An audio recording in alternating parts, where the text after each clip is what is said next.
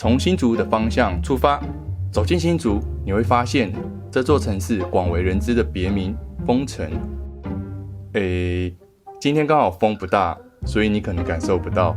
不过别小看它，每到秋冬，东北季风沿着海面呼啸而来，再被地形加速，气势惊人。那股劲道丝毫不逊于澎湖的海风。走进新竹市中心，马上就能感受到人潮的热闹。城隍庙周边整圈都被小吃摊和商家围绕起来，好像天然的屏障。这些摊贩大多是跟着庙宇一起发展出来，香客来拜拜，顺便买点吃的或是日用品。久而久之，就变成信仰和生活交织在一起的地方了。城隍庙从1748年就存在了，是全台最大、历史最久的城隍庙之一，供奉的是掌管阴阳善恶的城隍爷。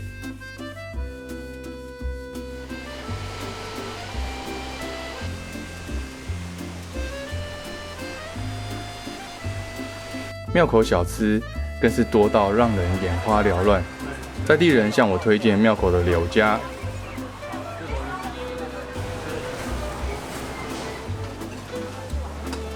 于是我点了3样最常见的小吃：油豆腐，卤得超入味，吸满了酱汁，咬下去咸香味很重，不过也特别带劲。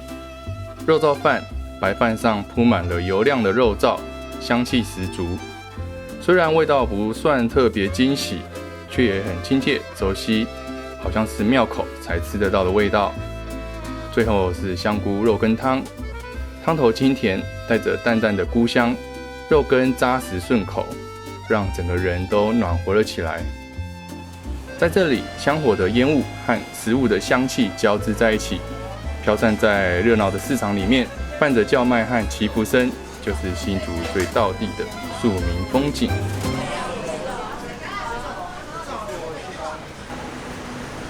接着，我们往苗栗龙凤渔港方向出发。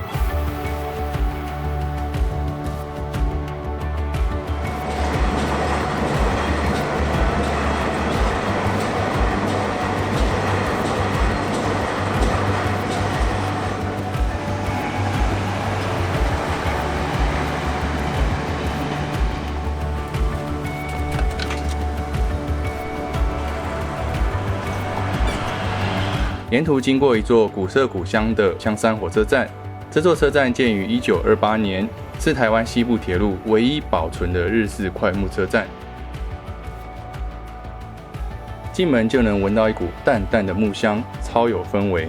门口的日式落水帘、格状天花板还有老木窗，都静静诉说着岁月留下的痕迹。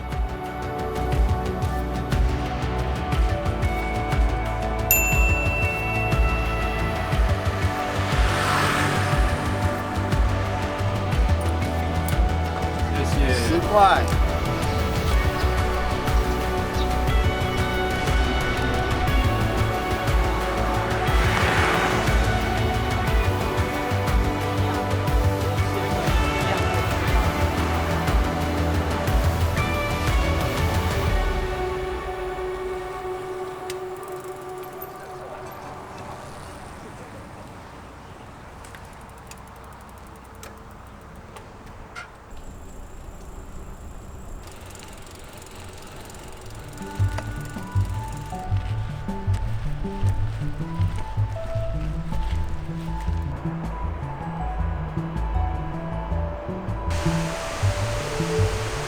这里是台湾第一座商转的离岸风场，更是台湾能源转型的重要起点。台湾风电这几年飞快成长，2020年装置容量还不到1000兆瓦，到了2024已经突破3900兆瓦。这些风车一年能提供大约100亿度绿电，换算一下，足以点亮超过45亿颗10瓦的 LED 灯泡，大约1年。或是减少120万辆小汽车大约1年的碳排放。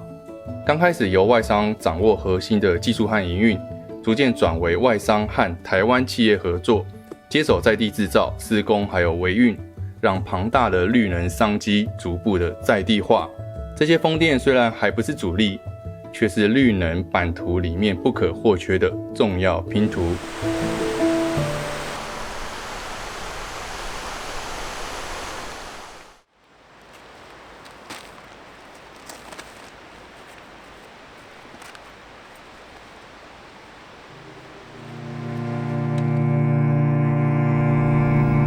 半夜里传来渔船引擎低鸣的嗡鸣声，几艘小船穿梭在林立的风力机之间作业。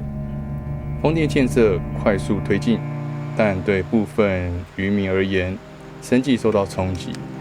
看着这画面，心中也浮起一股复杂的感慨吧。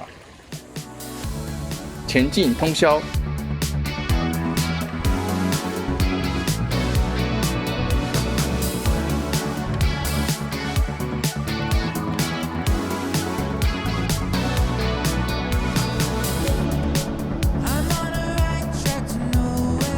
路过后龙镇传统市场，不如我们一起走进去看看。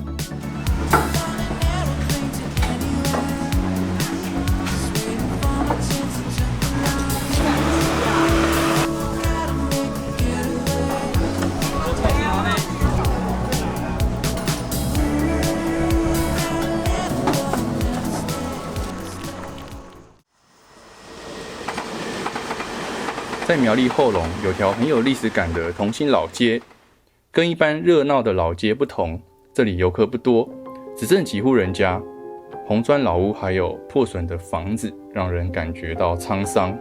不过这里可是后龙最早最热闹的买卖和集货的中心，商人、码头工人、渔夫全都聚集在这里，甚至有人用不夜城来形容当时的盛况。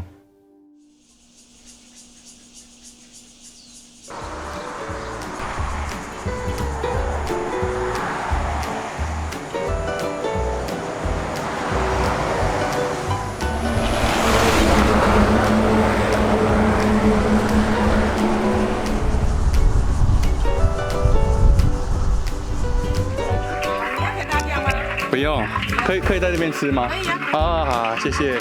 点完餐准备结账，阿姨笑着说：“不用急，慢慢来。”接着她递了2瓶水，一瓶冰的，一瓶结冰水。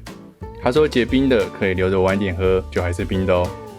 吃完肉粽准备结账，阿姨还是笑着说：“不用急，慢慢来。”我忍不住跟她开玩笑：“要是真的忘了付钱怎么办？”她说：“你下次路过再给我就好啦。”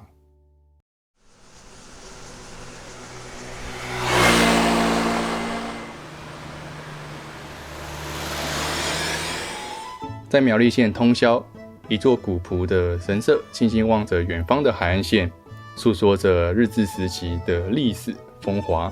通霄神社光复后，国民政府要抹去日本统治的痕迹，拆除了部分建筑，融入闽南式的燕尾脊屋顶和国民党征，是政权更迭下的无奈还有文化交融。